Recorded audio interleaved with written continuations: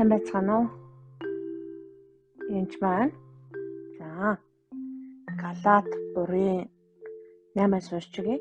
Бурхан хариу үндэстнүүдийг итгэлээр зөвтгөн гэдгийг судар урдаас мэдээд бүх хариу үндэстнүүд чиний дотор өрөөгдөх болно хэмээн Авраамд сайн мэдээг өвчлөн тунхаглажээ.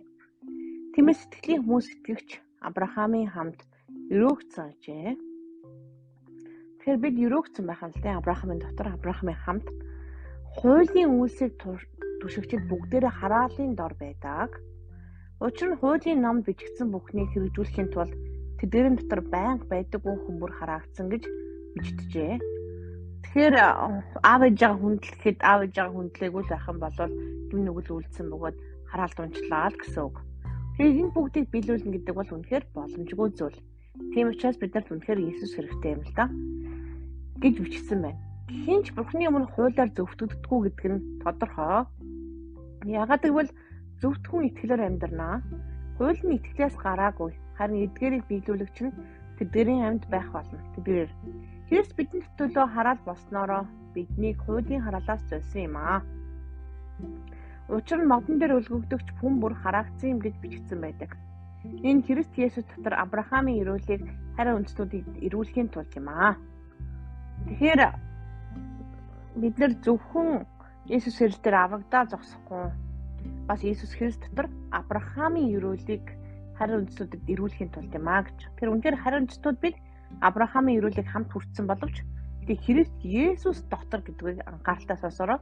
Есүс Христ дотор Авраамын өрөөлийг хариу үндэстнүүдэд эрүүлэхийн тулд юм. Тэр хаана өрөөгдөх вэ гэхээр Христ Есүс дотор. Хиний өрөөл үгэл Авраамын өрөөлийг Бурхан Авраамыг өрөөсөн байна тийм үү? Авраамын өрөөдмэг. Тэр ингэсээрээ бид итгэлээрээ сүнсний амлалтыг хүлээн авах юм. Тэр сүнсээр энэ бүх зүйлийг би амлалтыг яах юм бэ? Хүлээгээд авчих юм байна. Юуг авах вэ гэхээр өрөөлийг авах юм байна. Өрөөлийг авах. Татвараа би хүний ёсоор ярьж байна. Хүний гэрээ байлаач гэсэн батлагдсан л бол хүчингүй болгох эсвэл нэмэх нэг ч хүн байхгүй. Амлалтууд нь Авраамд болон түүний үрд айлдагдсан юм. Тэр үрд гэж олон талаар хэлээгүй. Харин ганцын тухай чиний үрд гэж ялцаа. Тэгэхээр Авраамын үрсэд одоо бид нар одуулаа юм чинь Авраам урд нь бүгд өрөөгднө гэж ярьдаг л та хүмүүс. Гэтэ энэ болгоомжтой хандах. Тэнд үрсдгээгүй үрд гэсэн байхгүй. Энэ үр нь юуны тухай ярьж байгаа гэхээр Иесус Христийг ярьж байгаа. Тэгэхээр Христийн дотор байж чадах юм бол энэ өрөөл урс нь өрөөдөр байна гэсэн. Тэр энийг хүмүүс ингээд Библийн ишлэг уншихдаа нарийн зам нь ерөөсөө уншдаггүй. Үрд гэдэг үгийг үрсдгээл уншдаг. Тийм биш. Үрс хоёр өөр.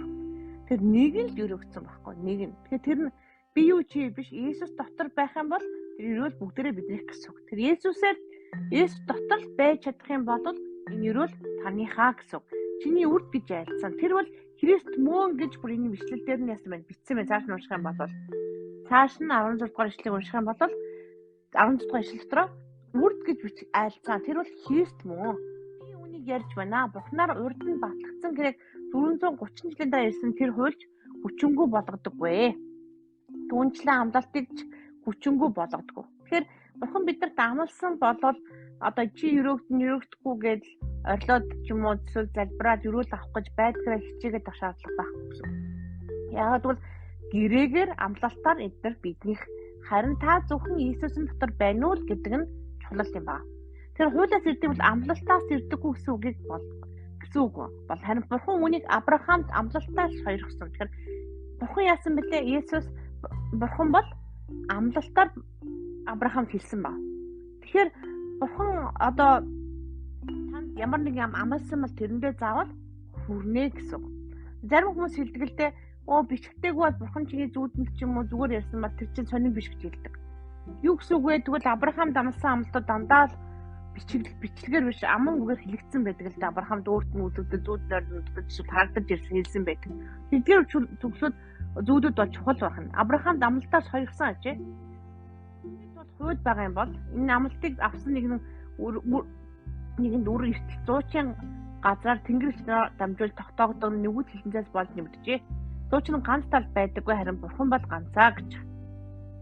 Инхээр хууль нь амлалтын эсрэгүүг үл огт үгүй. Учир нь хэрвээ амьд болгох чадaltaй хуулийг өгсөн бол зүгт байдал үнэхээр хуудаас ирэх болно. Харин судар бүх юм нүглийн дээр хоригдсон гэдэг. Энэ амлалтыг Есүс Христэд итгэлээр дамжуулан итгэгчид өгөхийн тулд юм аа гэж. Тэгэхээр ер нь бол Есүс Христэд итгэх итгэлээр дамжуулан итгэгчдэд энэ амлалтыг яах юм блэ? Өгнө гэж. Тэгэхээр итгэлээр дамжуулаад Есүс Христээр байх юм бол бид Авраамийн амлалтыг авдаг байна. Тэгэхээр Авраамийн амлалтыг юу гэсэн талаар та нар өөртөө уншаарай. Тэгэхээр Библийг уншихдаа үр гинүү үрс гэдэг нь тийг сандраараа яамар үед өрөвдөх вэ гэдгийг сандраараа. Яг бол нөхцөлт шиг. Нэгсэндээ би Христийн дотор байвал өрөвдөх нэ. Тэр Христийн гадна байгаа та Христийн гадна амьдраад Христээс хол байгаа сайн мэдхгүй амьдраад тэгчээд одоо юу гэдгийг зөвхөн өрөөл хайж явж байгаа бол тэр нь нэг тийм зөв зүйтэй зүйл ерөөсөө биш ээ. Тийм учраас Христийн дотор амьдрах үнэхээр энэ цаг үеч үнэхээр эзэн минь тэр ерөөл цадаа болж байгаа бодож суусан явруу ажиллагаа бүгдийг зогсоож байна.